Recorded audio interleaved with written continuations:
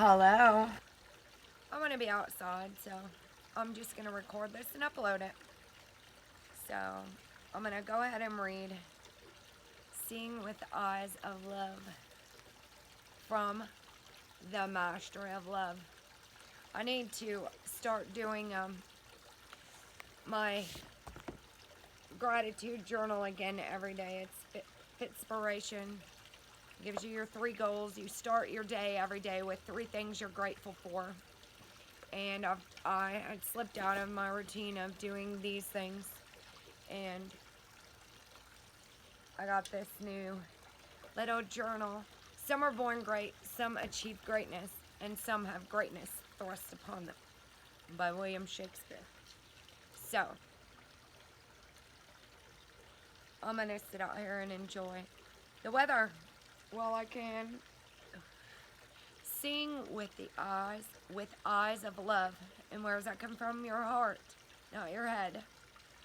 If you look at your body, you will find billions of living beings who depend on you. Every cell in your body is a living being that depends on you. You are responsible for all of those beings. For all those living beings that are your cells, you are God. You are the creator. Excuse me. You can provide what they need.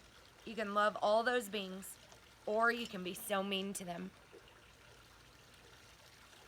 Everything we put out, we attract right back to us. The cells in your body are completely loyal to you. They work for you in harmony. We can even say they pray to you. You are their God. That is absolutely the truth. Now, what are you going to do with this knowledge? Remember, the whole forest was in complete harmony with Artemis. When Artemis fell, she lost respect for the whole forest. When she recovered her awareness, Artemis went from flower to flower to say, I am sorry. Now I will take care of you again. We make amends wherever possible, except for when to do so would injure themselves or others. That's in a way. And the relationship between Artemis and the forest became a love relationship again.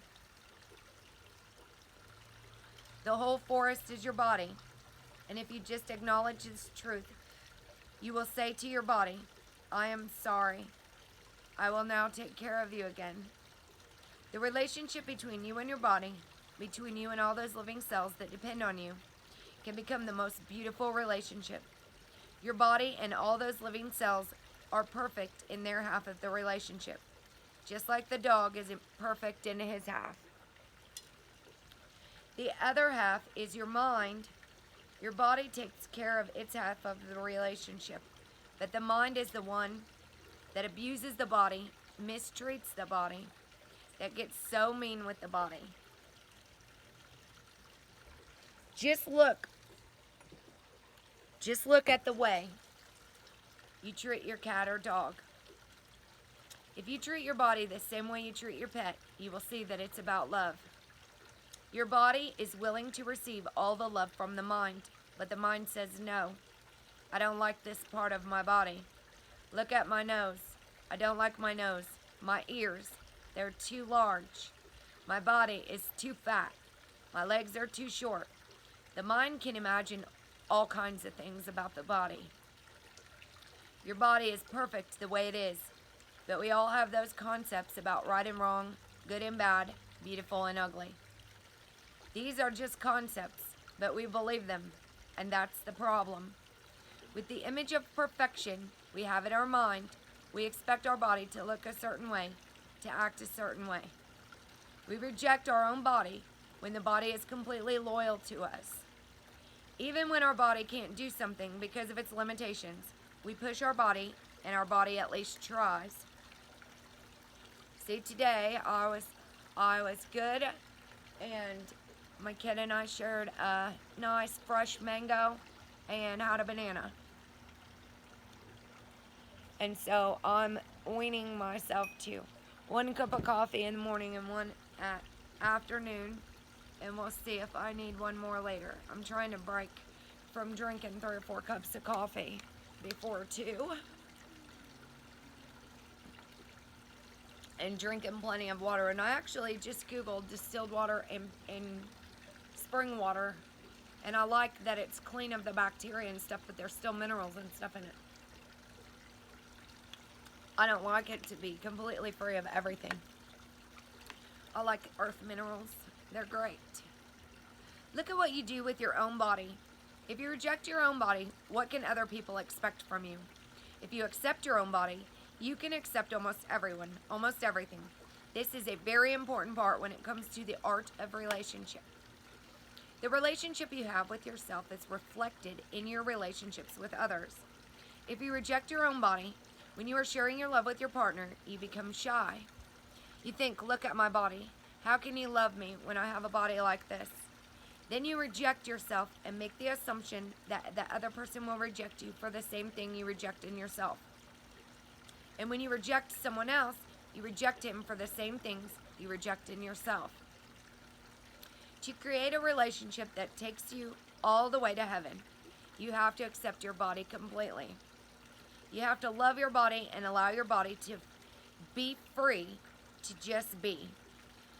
To be free to give, free to receive without being shy, because shy is nothing but fear. Being scared is fear. Fear of letting people in, fear of expressing how you really feel, fear of expressing who you really are, fear of expressing your emotions. Imagine how you see your pet dog. You see that dog with the eyes of love and you enjoy the beauty of that dog. It doesn't make any difference whether that dog is beautiful or ugly. You can go into ecstasy just seeing the beauty of that dog, because it's not about possessing beauty. Beauty is just a concept we learned. Do you think a turtle or frog is ugly? You can see a frog and the frog is beautiful. It's gorgeous. You can see a turtle and it's beautiful. Everything that exists is beautiful. Everything that you think, oh, that is ugly, because someone made you believe what is ugly and what is beautiful, just as someone made you believe what is good and what is bad. There's no problem at all with being beautiful or ugly, short or tall, thin or heavy. There's no problem with being gorgeous. If you walk through a crowd of people and they tell you, oh, you are beautiful, you can say thank you, I know, and keep going. It doesn't make a difference to you. But it will make a difference to you if you don't believe you're beautiful and someone tells you that. When you are going to say, then you're going to say, am I really? Or you might try to minimize it and say, no, I'm not. Sometimes we are so used to being put down that we don't know how to take compliments. I say thank you and keep going. I don't even have to say I know, because that could come across as egotistical and cocky, really. Oh, I know. It wouldn't be like that. It's like you're just comfortable and you know that your soul is beautiful too. This opinion can impress you, and of course, that makes you easy prey. This opinion is what you think you need because you believe you are not beautiful. Remember the story of the magical kitchen? If you have all the food you need and someone asks you to let him control you for food, you say no thank you. If you wish to be beautiful, but you don't believe you are, and someone says, I will always tell you how beautiful you are if you just let me control you. You will say, oh yes, please, tell me I'm beautiful. You're going to allow that to happen because you think you need that opinion. What is important are not those opinions, all those opinions from others, but your own opinions. You are beautiful no matter what your mind tells you. That is a fact. You don't have to do anything because you already have all the beauty you need.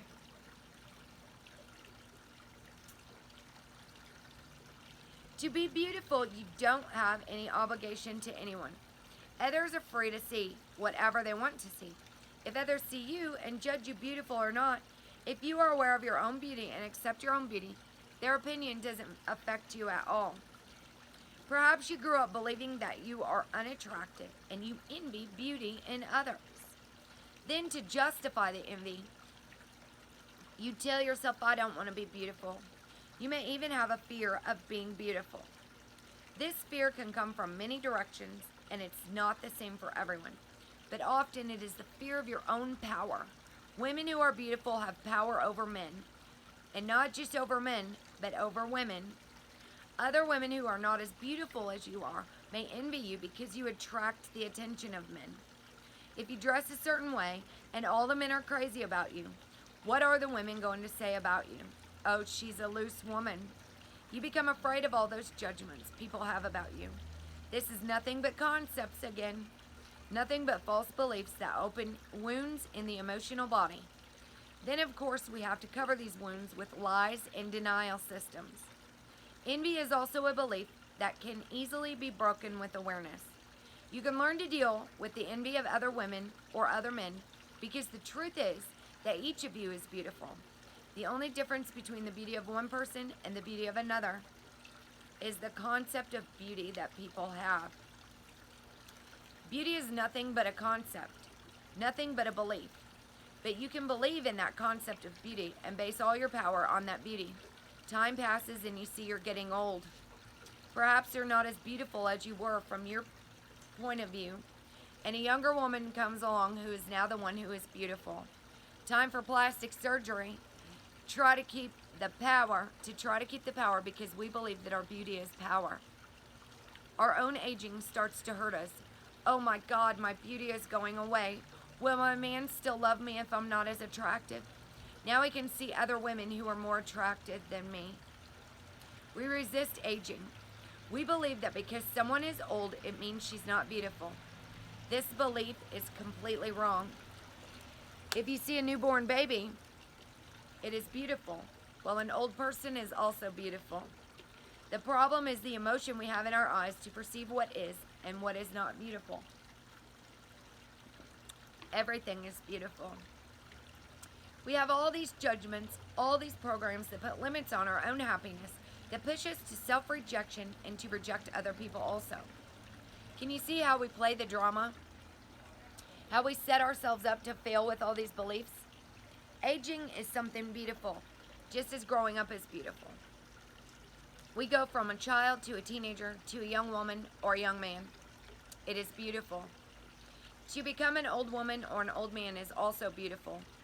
In the life of humans, there are certain years when we actively reproduce. During those years, we may want to be sexually attractive because nature makes us that way. After that, we don't have to be sexually attractive from that point of view, but it does not mean that we are not beautiful. You are what you believe you are. There's nothing to do except be just what you are. You have the right to feel beautiful and enjoy it. You can honor your body and accept it as it is. You don't need anyone to love you. Love comes from the inside. It lives inside us and is always there. But with that wall of fog, we don't feel it. You can only perceive the beauty that lives outside you. When you feel the beauty, you can only perceive the beauty that lives outside you when you feel the beauty that lives inside you. You have a belief about what is beautiful and what's ugly. And if you don't like yourself, you can change your belief and your life will change. It sounds simple, but it isn't easy. Whoever controls the belief controls the dream. When the dreamer finally controls the dream can become a masterpiece of art.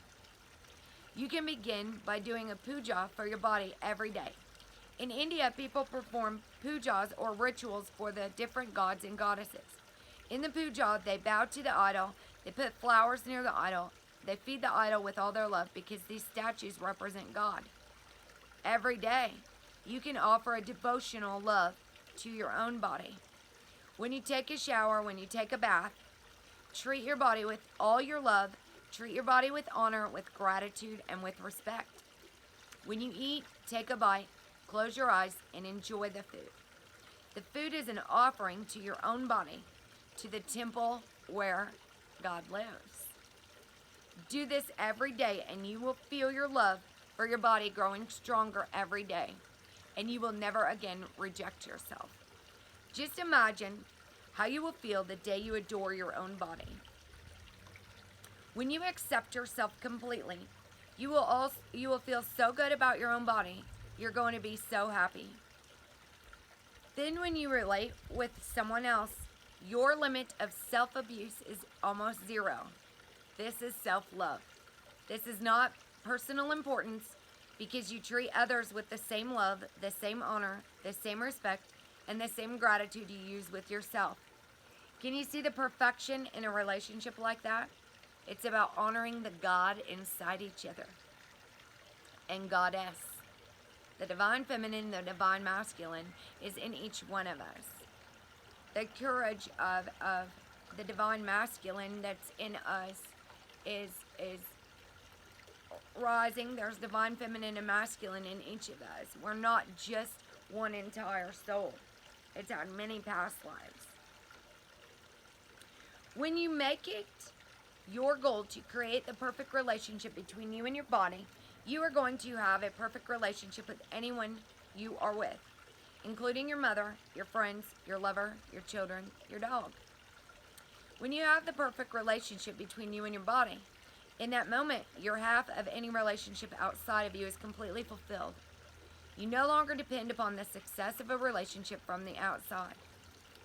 When you do a puja with your own body, when you know how to have that devotion for your own body, and you touch your lover's body, you touch it with the same devotion, the same love, the same honor, the same gratitude. When your lover touches your body, it's completely open. There is no fear. There is no need. It is full of love. We're not insecure and saying we're fat or we're ugly or seeking approval, seeking compliments, fishing for compliment. Most of the time when people are putting themselves down in front of other people, I'm so fat, they're actually looking for confirmation for you to say, no, you're not. It's their insecurity. Imagine all the possibilities in sharing your love this way. People can also project their insecurities on you and call you names and make you feel bad because they don't like themselves. You don't even need to touch. Sharing your love, imagine all the possibilities in sharing your love this way. You don't even need to touch. Just looking into each other's eyes long enough, is enough to fulfill the needs of the mind and the needs of the soul. The body is already satisfied because it has all your love. You are never lonely anymore because you are fulfilled with your own love. Whenever you turn your face, you will be fulfilled by love, but not from other humans. You can see a tree and feel all the love coming from the tree to you. You can see the sky, and it's going to fulfill the needs of your mind for love. You will see God everywhere, and it will no longer be just a theory. God is everywhere. Life is everywhere. Everything is made by love, by life. Even fear is a reflection of love, but fear exists in the mind, and in humans that fear controls the mind. When we interpret everything according to what we have in our mind, if we have fear, what we perceive will be analyzed with fear. If we are mad, what we perceive will be perceived according to anger. Our emotions act like a filter through which we see the rest of the world. You could say that the eyes are an expression of what you feel. You perceive the outside dream according to your eyes. When you're angry, you see the world with the eyes of anger. If you have eyes of jealousy, your reactions will be different because the way you see the world is through jealousy. When you have the eyes of madness, everything will bother you. If you have the eyes of sadness, you're going to cry because it's raining, because there's noise, because of everything. Rain is just rain. There's nothing to judge or interpret. But you are going to see the rain according to your emotional body. If you are sad, you see with the eyes of sadness, and everything you perceive will be sad. But if you have the eyes of love, you just see love wherever you go. The trees are made with love, the animals are made with love, the water is made with love. When you perceive with the eyes of love, you can connect your will with the will of another dreamer, and the dream becomes one. When you perceive with love, you become one with birds, with nature, with a person, with everything. Then you see with the eyes of an eagle or transform to any kind of life. When your with your love, you connect with the eagle and become the wings.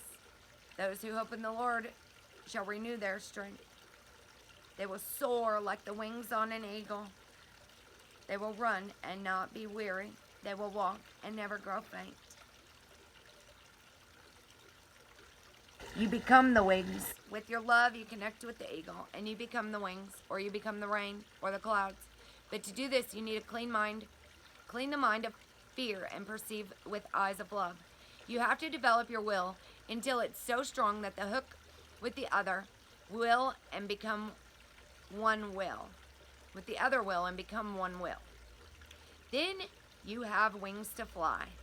Or, being the wind, you can come here, you can go there, you can push away the clouds, the sun is shining. This is the power of love. When we fulfill the needs of our mind and our body, our eyes see with love.